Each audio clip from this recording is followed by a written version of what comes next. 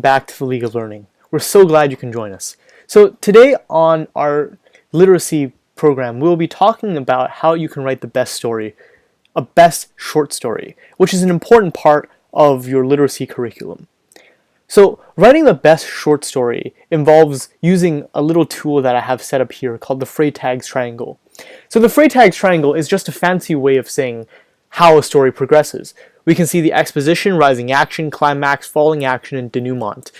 The denouement is just a fancy way of saying end of a story, by the way. So why do we use the Freytag's triangle? The Freytag's triangle is the best way to organize your short story. It breaks down into a logical section, and all short stories should follow this if you want this to be an effective short story.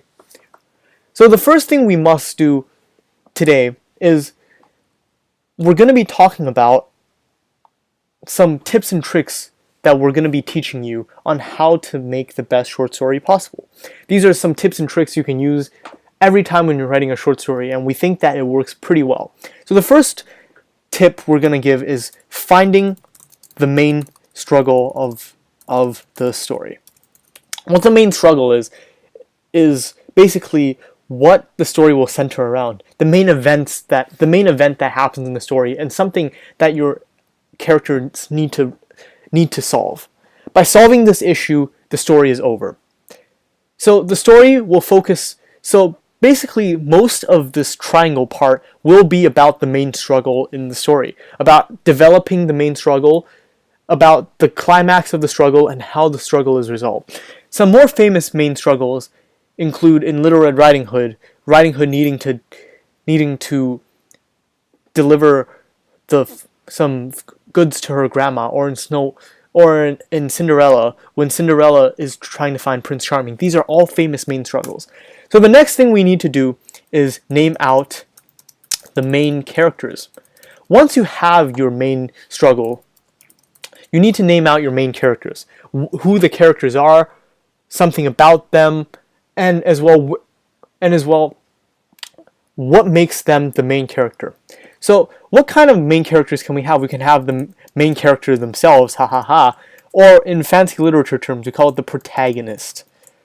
The protagonist is the hero of the story. It is the person that we follow in the story, and it is the person we support, and it is the person who is the main focus of the story itself. That is the protagonist. We can also have the main villain, or in fancy literature terms, the antagonist.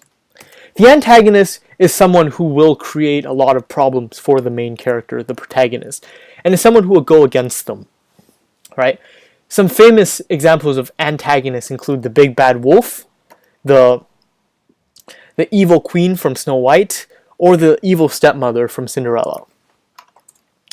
Last but not least, we need to have some more characters. We can't just have two characters. That will be a horrible story, right? We need to have supporting characters. Unfortunately, there's no fancy name for this. The supporting characters, what they do is they help to develop the story. It would be quite boring, as I said again, to have a two-character story. So we need a little more. We need someone to help the main character. We need someone to help the main villain. And we basically need characters to help make the story flow better. So what can your supporting characters be? Your supporting characters can be the protagonist's best friend. It can be the protagonist's lover.